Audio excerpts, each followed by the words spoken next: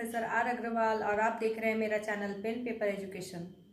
बच्चों, आज मैं आपको क्लास 10 का सीबीएसई बोर्ड का हिंदी सब्जेक्ट का चैप्टर 2 के बारे में बताने जा रही हूँ। तो वीडियो अंत तक ज़रूर देखना और इसे आप समझने की कोशिश अवश्य करना। रामचरितमानस गोस्वामी तुलसीदास जी के द्वारा लिखा गया है। रामचरितमानस यानी रामायण। तो हम आज रामायण के बारे में पढ़ेंगे। आप जानते होंगे कि रामायण में क्या क्या घटित हुआ। ये आप अभी, मुझे ऐसा उम्मीद है कि आप बच्चों ने अभी जो रामायण टेलीकास्ट हुआ है टीवी में वो आपने ज़रूर देखा होगा। तो उसमें आप लोगों ने सीता जी का स्वयंवर भी देखा होगा और उस स्वयंवर को किसने जीता था, उस धनुष को किसने उठाया था, राम जी ने उठाया था, ये भी आप सभी जानते होंगे। तो आज मैं उन्हीं के बारे में आपको बताऊंगी, तो आप ज़रूर इस वीडियो को अंत तक देखना। तुलसीदास जी का जन्म उत्तर प्रदेश के बांदा जिले के राजापुर गांव में हुआ था और उनका जन्म कब हुआ था? 1532 ईस्वी में। उनका प्रारंभिक जो जीवन था वो बहुत ही संघर्षपूर्ण था और उनके बचपन में ही वे अपने माता पिता से बिछुड़ गए थे। गुरु की कृपा से उनको राम जी की भक्ति मिली, मतलब यानी जिस गुरु से वो शिक्षा ले रहे थे उनके द्वारा उन्हें राम जी के बारे में पता चला, राम जी के बारे में ज्ञान प्राप्ति हुई और वे राम जी के इतने ज़्यादा भक्त हो गए कि उनके जैसा भक्त आज तक कोई नहीं है। उन्होंने अपनी भक्ति के दौरान रामचरितमानस को ही लिख दिया। यानी कि इससे पहले जब रामायण की घटना हुई थी, राम जी की जब घटना हुई थी, तो महर्षि वाल्मीकि जी ने रामायण लिखा था। लेकिन वो रामायण क्या था, संस्कृत पे लिखा हुआ था। और जब गोस्वामी तुलसीदास जी जब बड़े हो गए, राम जी के बारे में सारी जानकारी उनको प्राप्त हो गई, तो इन्होंने अवधी भाषा में रामचरितमानस का निर्माण किया। इन्होंने ब्रज भाषा में भी अनेक और भी लिखी रचनाएं, जिसमें विनय पत्रिका, कवितावली, गीतावली ये सब आती हैं। मगर इन्होंने रामचरितमानस का निर्माण अवधी भाषा में किया, जो कि बहुत ही सरल एवं सटीक भाषा है। इसमें उन्होंने बताया लोगों को कि राम जी के जीवन में कौन कौन सी घटनाएं कैसे कैसे हुई, और ये भाषा इतनी सरल है कि वो आसानी से आपको समझ में आ सकती है, लेकिन उसके लिए थोड़ा सा आपको मेहनत करने की ज़रूरत है। तो आज मैं आपको बताऊंगी कि इस चैप्टर में वो कब की घटना दी गई है और उस घटना का तात्पर्य क्या था, मकसद क्या था और वो एक कौन थे, इसके बारे में मैं डिटेल में आपको जानकारी दूंगी। चैप्टर में जिस घटना के बारे में दिया गया है वह घटना रामचरितमानस के बाल कांड से लिया गया है। ये बाल कांड जो है वो हमारा पहला अध्याय है रामचरितमानस का। इसमें क्या दिखाया गया है, सीता जी का स्वयंवर हुआ था और इस स्वयंवर में राम जी भाग लिए थे। राम जी लक्ष्मण सहित अपने गुरु तो नहीं है, राम जी के गुरु चूंकि वशिष्ठ ऋषि थे, लेकिन विश्वामित्र ऋषि भी जो थे वो गुरु के समान ही थे। तो उनके साथ वे सीता जी के स्वयंवर में पधारे थे और राम जी के द्वारा शिव जी का धनुष भंग किए जाने का समाचार ब्रह्मांड तक मिल गया। उस धनुष से इतनी आवाज़ हुई, इतना टंकार हुआ कि परशुराम मुनि जो थे वो क्रोधित होते हुए वहाँ पे आते हैं और शिव जी के धनुष को खंडित देकर वो आपे से बाहर हो जाते हैं। और इसमें क्या है कि राम जी के विनयी स्वभाव, लक्ष्मण जी के गुस्से, ये सब का मिला जुला संवाद इन पदों में हमें देखने को मिलेगा। इन पदों में हम देखेंगे कि परशुराम जी के बारे में भी बताया गया है। तो पहले हम जानते हैं बच्चों कि परशुराम जी कौन थे। परशुराम जी ऋषि जमदग्नि के पुत्र थे और एक बार राजा कार्तवीर्य जो थे वो सहस्त्रबाहु के साथ शिकार खेलते हुए जमदग्नि के आश्रम में आए। जमदग्नि ऋषि जो परशुराम जी के पिता थे उनके पास एक कामधेनु गाय थी। कामधेनु गाय एक विशेष प्रकार की गाय होती थी जो दूध देती ही थी और साथ में इच्छाएं भी पूरी करती थी। यानी जो भी मनुष्य की मनोकामना होती थी उसे वो पूर्ण करने में सहायक होती थी।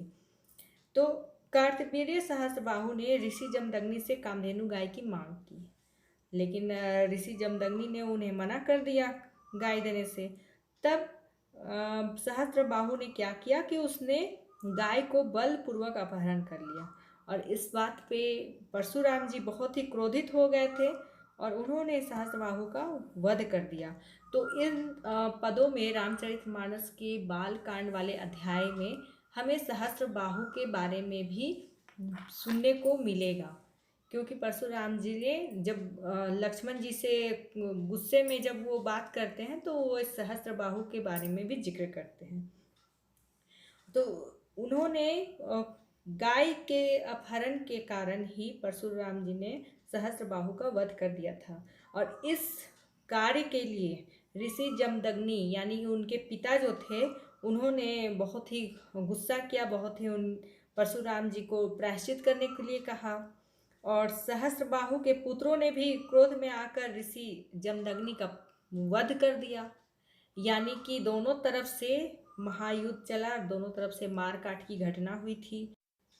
पिता के वध के उपरांत परशुराम जी फिर से क्रोधित हो गए और उन्होंने पृथ्वी को ही क्षत्रिय विहीन करने की सोची, यानी कि राजाओं से विहीन कर दिया। सभी राजाओं को उन्होंने मारने की ठान ली और फिर उन्होंने मार भी दिया। तो इस प्रकार परशुराम जी की घटना के बारे में हम जान गए हैं कि वे कौन थे। वे जमदग्नि ऋषि के पुत्र थे। और अब हम देखेंगे कि आपके बुक में जो रामायण के बालकांड का अध्याय दिया गया है, जो संवाद दिया गया है, उसमें क्या कहा गया है। तो चलिए स्टार्ट करते हैं। यहाँ बच्चों आप देख सकते हैं प्रथम पद में मैं पढ़कर सुनाती हूँ आपको। नाथ शंभु धनु भंज निहारा, होई ही केहू एक दास तुम्हारा। आयसु काह कहिए किन मोही, सुनी रिसाई बोले मुनि को ही। यानी कि जब परशुराम जी क्रोधित होकर जनकपुरी पहुँचते हैं और वहाँ पे शिव जी के धनुष को टूटा हुआ देख करके वो और अधिक क्रोधित हो जाते हैं। तब श्री रामचंद्र जी ने उनसे कहा कि हे नाथ, शिव जी के धनुष को तोड़ने वाला आपका कोई दास ही होगा, यानी कोई ऐसा वैसा नहीं होगा, आपका दास होगा, आपका सेवक होगा। क्या आज्ञा है, मुझसे क्यों नहीं कहते। रामचंद्र जी इतने मधुर स्वरों में परशुराम जी से कहते हैं कि मुझे क्या आज्ञा है, आप क्यों नहीं कहते हैं। यह सुनकर क्रोधी मुनि परशुराम जी और ज़्यादा क्रोधित हो गए और फिर उन्होंने कहा, सेवकू सो जो करे सेवकाई, अरि करनी करी करिए लड़ाई। सुनहु राम जेहि शिव धनु तोड़ा, सहस बाहु सम सो रिपु मोरा। सेवक वह है जो सेवा का काम करे। परशुराम जी क्या कहते हैं राम जी से, कहते हैं कि अगर आप दास हैं यानी सेवक हैं तो सेवा का काम करें, शत्रु का काम करके तो लड़ाई करनी चाहिए। यानी कि जो शत्रु का काम करते हैं उससे तो लड़ाई होनी चाहिए। इसलिए हे राम सुनो, जिसने शिव जी के धनुष को तोड़ा है वह सहस्त्रबाहु के समान मेरा शत्रु है। सहस्त्रबाहु कौन था और किस प्रकार परशुराम जी से शत्रुता थी उनकी, ये मैंने आपको पहले ही बता दिया है। तो परशुराम जी राम जी से कहते हैं कि जिसने भी इस शिव जी के धनुष को तोड़ा है वह सहस्त्रबाहु के समान मेरा शत्रु है। फिर आगे कहते हैं, सो बिलगांव बिहाई समाजा, न त मारे जय ही सब राजा। सुनी मुनि बचन लखन मुस्काने, बोले परशुधर ही अपमाने। यानी कि वह इस समाज को छोड़कर अलग हो जाए जिसने तो शिव जी का धनुष तोड़ा है, नहीं तो सभी राजा मारे जाएंगे। मुनि के वचन सुनकर लक्ष्मण जी मुस्कुराते हैं और परशुराम जी का अपमान करते हुए वे कुछ बोलने लगते हैं। अब क्या बोलते हैं ये मैं आपको आगे बताती हूँ। बहु धनु ही तोरी लरिकाई, कबहू न असीरिस किन्हीं गोसाई। यही धनु पर ममता के ही हेतु, सुनी रिसाई का भृगु कुल केतु। अब लक्ष्मण जी चूंकि परशुराम जी के बातों को सुन करके थोड़ा सा क्रोधित होते हैं और थोड़ा उनका अपमान करने की सोचते हुए कहते हैं, हे गोसाई, लड़कपन में हमने बहुत सी धनुइयाँ तोड़ी हैं, यानी बहुत सारे धनुष बचपन में तोड़े हैं, किंतु आपने तो कभी ऐसा क्रोध नहीं किया, फिर इस धनुष पे इतनी ममता क्यों है आपको। और यह सुनकर भृगु वंश की ध्वजा स्वरूप परशुराम जी फिर गुस्सा हो जाते हैं। वे कौन थे? परशुराम जी भृगु वंश के वंशज थे और वो बचपना सुन करके लक्ष्मण जी का और भी ज़्यादा क्रोधित हो जाते हैं। और अब एक दोहा है, इस दोहे को सुनिए। रे नृप बालक काल बस बोलत तोहि न संभार, धनु ही सम त्रिपुरारी धनु विदित सकल संसार। यानी परशुराम जी कहते हैं कि अरे राजपुत्र, काल के वश होने के कारण तुझे होश नहीं है और तुम इस तरह से बोल रहे हो। सारे संसार में विख्यात शिव जी का धनुष एक छोटा मोटा धनु ही थोड़ी है जिससे बच्चे खेला करते हैं, ये शिव जी का धनुष है और इसे तुम लोगों ने तोड़ा है। तो ये उनके मतलब क्रोधित होने की तो बात ही है। अब लखन जी क्या कहते हैं, आगे सुनिए। लखन कहा हंसी हमरे जाना, सुनहु देव सब धनुष समाना, का क्षति लाभू जून धनु तोरे, देखा राम नयन के भोरे। लक्ष्मण जी हंसकर बोलते हैं कि हे देव, सुनिए, हमारे जान में तो सभी धनुष एक समान ही हैं। पुराने धनुष के तोड़ने से लाभ और हानि कैसा? यानी शिव जी का जो धनुष टूटा वो पुरानी धनुष थी, तो उसके टूट जाने से लाभ और हानि की क्या बात है। और फिर वो आगे कहते हैं कि श्री रामचंद्र जी ने तो इस धनुष को नए धनुष होने के धोखे से तोड़ा था। ऐसा थोड़ी है कि वो जान रहे थे कि बहुत पुराना धनुष है और ये टूट जाएगा मेरे उठाते, ऐसा नहीं है, वो धोखे से टूट गया। लक्ष्मण जी आगे कहते हैं, छुअत टूट रघुपति हूँ न दोसु, मुनि बिनु काज करिए कत रोसु, बोले चितई परसु की ओरा, रे सठ सुने ही सुभाव न मोरा। वे आगे कहते हैं कि यह तो छूते ही टूट गया, इसमें रघुनाथ जी का यानी श्री रामचंद्र जी का कोई दोष नहीं है। मुनि आप बिना कारण किस लिए क्रोध कर रहे हैं? परशुराम जी ये बात सुन करके अपने फरसे को देखते हैं। फरसा उनका विशेष हथियार था, जैसे श्री रामचंद्र जी का हथियार धनुष था, उसी तरह से परशुराम जी अपने हाथों में फरसे लिए रहते थे और एक कंधे पे धनुष भी रहता था। तो वो फरसे की ओर देख कर कोई बोलते हैं, अरे दुष्ट, तूने मेरा स्वभाव नहीं सुना है। तब लक्ष्मण जी फिर कहते हैं, बालकु बोली बदऊ नहीं तो ही, केवल मुनि जड़ जन ही मोही, बाल ब्रह्मचारी अति कोही, विश्व विदित क्षत्रिय कुल द्रोही। परशुराम जी कहते हैं कि मैं तुझे बालक जानकर नहीं मारता हूँ। अरे मूर्ख, क्या तुमने मुझे साधारण मुनि समझ कर रखा है? मैं बाल ब्रह्मचारी और अत्यंत क्रोधी मुनि हूँ। मैं क्षत्रिय कुल का शत्रु, विश्व भर में विख्यात हूँ। यानी परशुराम जी अपनी प्रशंसा कर रहे हैं, अपने बारे में बताते हैं कि मैं कोई साधारण मनुष्य नहीं हूँ, कोई साधारण ऋषि मुनि भी नहीं हूँ। मैं बाल ब्रह्मचारी ऋषि हूँ और साथ ही अत्यंत क्रोधित हूँ, मतलब मुझे तुरंत क्रोध आता है और मैं क्षत्रिय कुल के राजाओं का विनाश करने के लिए विश्व भर में विख्यात हूँ। जैसा कि मैंने पहले भी बताया था कि परशुराम जी के पिता जो थे जगदम्नि ऋषि, उनका सहस्त्रबाहु के पुत्रों ने हत्या कर दिया था और इस कारण क्रोधित होकर परशुराम ने पृथ्वी के समस्त राजाओं का वध कर दिया था। तो इसलिए उन्होंने बताया कि मैं तो क्षत्रिय कुल का द्रोही हूँ, क्षत्रिय कुल के राजाओं को मैंने बहुत बार मारा है। वो आगे कहते हैं, भुजबल भूमि भूप बिनु किन्ही, विपुल बार मही देवन दिन्ही, सहस बाहु भुज छेद निहारा, परसु बिलोकु महिप कुमारा। यानी कि वे कहते हैं अपनी भुजाओं के बल से मतलब अपनी ताकत से मैंने पृथ्वी के राजाओं से रहित कर दिया और बहुत बार उसे ब्राह्मणों को सौंप दिया। यानी कि जब क्षत्रिय कुल का वंश कर दिया तो राज्यकाज कौन चलाएगा, प्रजा को कौन संभालेगा, तो उन्होंने ब्राह्मणों को सुपुर्द कर दिया था। तो फिर ब्राह्मण के वंशज चलने लगे। तो वे आगे कहते हैं लक्ष्मण जी को कि हे राजकुमार, सहस्त्र बाहु की भुजाओं को काटने वाले मेरे इस फरसे को देखो। यानी कि वो फरसा दिखाकर लक्ष्मण जी को थोड़ा सा डराने की कोशिश कर रहे हैं और कहते हैं कि मेरे इस फरसे को देखो जिसने सहस्त्र बाहु की 100 भुजाओं को काटा था। अब तुलसीदास जी ने एक दोहा यहाँ पे लिखा है, आइए हम उस दोहे को भी जान लें। मातु पितहि जनि सोच बस करसी महिष किशोर, गर्भन के अर्भक दलन परसु मोर अति घोर।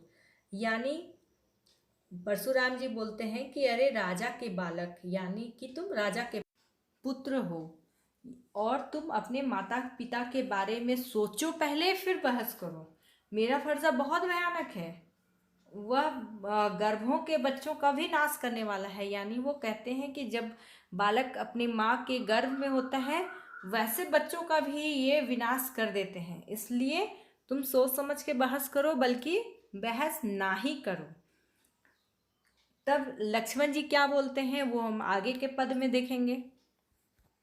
बिहसी लखनु बोले मृदुबानी, अहो मुनीसु महाभट मानी, पुनि पुनि मोही देखाव कुठारू, चहत उड़ावन फुकी पहाड़ू। लक्ष्मण जी हंसकर और बड़े ही मधुर स्वर में बोलते हैं, बड़े ही मृदुबानी, मृदु यानी कोमल स्वर में बोलते हैं। अहो मुनीश्वर, तो आपने को बड़ा भारी योद्धा आप समझते हैं, बार बार मुझे कुल्हाड़ी दिखाते हैं। कुल्हाड़ी यानी कुठारू को कुल्हाड़ी यहाँ पे बोला गया है, और फूंक से पहाड़ उड़ाना चाहते हैं। तो लक्ष्मण जी यानी कि अपने आप को पहाड़ समझते हैं और वो मुनि को बोलते हैं, मुनि परशुराम को, कि आप फूंक से पहाड़ उड़ाने की कोशिश कर रहे हैं। इहा कुम्हड़ बतिया को नहीं, जे तर्जनी देखी मरी जाही, देखी कुठारू सरासन बाना, मैं कछु कहा सहित अभिमाना। वे आगे बोलते हैं कि ये कोई कुमड़े की बतिया नहीं है, यानी कि कोई छोटा कच्चा फल नहीं है जो तर्जनी उंगली आप जान रहे हैं, जो हमारे 5 उंगलियों में जो सबसे पहली उंगली आती है वो तर्जनी कहलाती है, यानी इंडेक्स फिंगर। तो लक्ष्मण जी ये कहते हैं कि ये कोई छोटा कच्चा फल नहीं है जो मात्र एक तर्जनी उंगली को देखते ही मर जाती है। कुठार और धनुष बाण देखकर ही मैंने कुछ अभिमान सहित कहा था।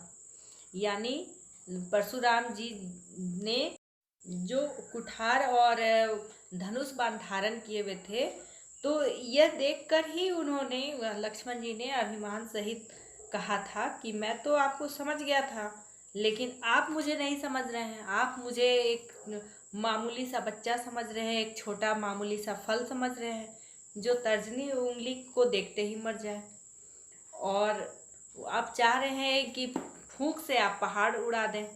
यानी कि मैं एक बिल्कुल ही छोटा और बेकार एक मामूली सा बच्चा हूँ जिसे आप एक फूंक से उड़ा देंगे। तो वे आगे देखकर कहते हैं, भृगु सूत समुझी जनेऊ बिलोकी, जो कहू कछु कहू सहू रिस रोकी, सुर मही सुर हरिजन अरुगाई, हमरे कुल इन पर न सुराई। वे कहते हैं लक्ष्मण जी आगे कि भृगुवंशी समझकर और यज्ञोपवीत देखकर जो कुछ आप कहते हैं उससे मैं क्रोध को रोक कर सह लेता हूँ। यानी कि आप भृगुवंशी हैं, चूँकि परशुराम जी भृगुवंश के थे।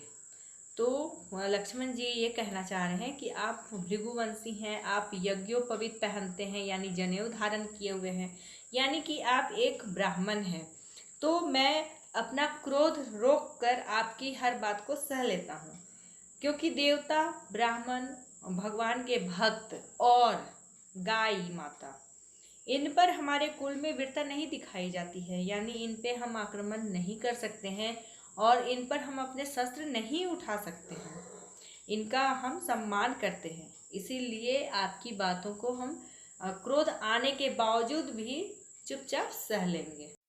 बंधे पापू अपकीर्ति हारे, मारत हूँ परिये तुम्हारे, कोटि कुलिस सम बचनु तुम्हारा, व्यर्थ धरहूँ धनु बाण कुठारा। तो इन पंक्तियों में लक्ष्मण जी आगे बोलते हैं कि चूंकि देवता, ब्राह्मण, भक्त और गौ उन पर वे अपनी वीरता नहीं दिखाते हैं और इन्हें मारने से पाप लगता है और इनसे हार जाने पर अपकीर्ति होती है। चूंकि पाप तो लगता ही है, अगर हार गए तो क्षत्रिय का सम्मान घट जाएगा। ऐसा हो लगेगा कि मानो एक ब्राह्मण से या एक स्त्री से या एक भगवान से, गाय से मतलब हार गए एक क्षत्रिय, तो वो अपयश की बात होगी। इसलिए आप मारे तो भी मैं आपके पैरों पर ही पड़ा रहना चाहूँगा। आपका एक एक वचन करोड़ों वज्र के समान है। वज्र एक प्रकार का जो बारिश होती है तो बिजली जो चमकता है उसको वज्र बोलते हैं, और उस वज्र का, उस बिजली चमकने का आघात कितना तीव्र होता है, ऐसा हमने न्यूज़ वगैरह में सुना ही है कि कितनी क्षति होती है, कितने लोग मर जाते हैं, पशुओं में गिरता है तो पशु मर जाते हैं। तो लक्ष्मण जी कहते हैं परशुराम जी आपका एक एक वचन करोड़ों वज्र के समान है। धनुष बाण और कुठार तो आप व्यर्थ धारण किए हुए हैं, आपकी वाणी से ही इतना हमें आघात पहुंच रहा है, तो बाकी आप धनुष बाण और कुठार की आपको क्या जरूरत है। अब आगे एक दोहा भी लिखा है गोस्वामी तुलसीदास जी ने, उस दोहे को भी हम देख लें। जो बिलो की अनुचित कहेऊँ, क्षमहु महामुनि धीर, सुनी सरोस भृगु वंश मणि, बोले गिरा गभीर। तो आगे कहते हैं लक्ष्मण जी कि इन्हें धनुष बाण और कुठार को देखकर मैंने कुछ अनुचित कहा हो तो उसे हे धीर महामुनि क्षमा कीजिए। वो परशुराम जी से क्षमा मांगते हैं, कहते हैं कि अगर मैंने कुछ अनुचित कह दिया है तो हे धीर महामुनि क्षमा कीजिए। और यह सुनकर भृगुवंश मणि परशुराम जी क्रोध के साथ, मतलब क्रोधित भी होते हैं और गंभीर वाणी में बोलते हैं, थोड़ा गंभीरता के साथ वो बोलते हैं। क्या बोलते हैं वो आगे देखें। कौशिक सुनहु मंद यहु बालकु, कुटिल कालवश निज कुल घालकु, भानु वंश राकेश कलंकु, निपट निरंकुश अबुध असंकु। हे विश्वामित्र, अब वो विश्वामित्र को संबोधित कर रहे हैं परशुराम जी। वे कहते हैं हे विश्वामित्र, सुनो, यह बालक बड़ा कुबुद्धि और कुटिल है। काल के वश में होकर यह अपने कुल का घातक बन रहा है, यानी जिसके सिर पर काल मंडराता है या जिसके मरने का समय नज़दीक आ जाता है वो काल से वशीभूत होता है। और उसके बाद ये अपने कुल का घातक इसलिए बन रहा है क्योंकि कुछ उदंड कार्य करने पर, किसी ब्राह्मण या किसी मुनि से उदंडता करने के बाद अगर मृत्यु को प्राप्त हो जाएगा तो वो कुल का घातक बन जाएगा, यानी कलंकित हो जाएगा। और यह सूर्यवंश रूपी पूर्ण चंद्र का कलंक है। फिर वो कहते हैं कि यह बिल्कुल उद्दंड, मूर्ख और निडर है। देखिए वो मूर्खता भी बता रहे हैं और निडर भी बोल रहे हैं, उसकी प्रशंसा भी लक्ष्मण जी की कर रहे हैं। और साथ में लक्ष्मण जी थोड़ा ज़्यादा बोलते थे तो उनको उद्दंड भी बोल रहे हैं। तो इस प्रकार गोस्वामी तुलसीदास जी परशुराम जी और लक्ष्मण जी के संवाद को बड़ी खूबसूरती से चित्रण करते हैं। अब आगे हम देखते हैं कि उन्होंने और क्या क्या लिखा है। वो आगे विश्वामित्र जी से कहते हैं, काल कबलू होई ही छन माही, कहूँ पुकारी खोरी मोहि नाही, तुम हट कहूँ जौ चहूँ उबारा, कही प्रतापू बलु रोसु हमारा। यानी वो कहते हैं कि अभी क्षण भर में यह काल का ग्रास हो जाएगा, यानी वो मारा जाएगा। मैं पुकार कर कह देता हूँ, फिर मुझे दोष मत देना।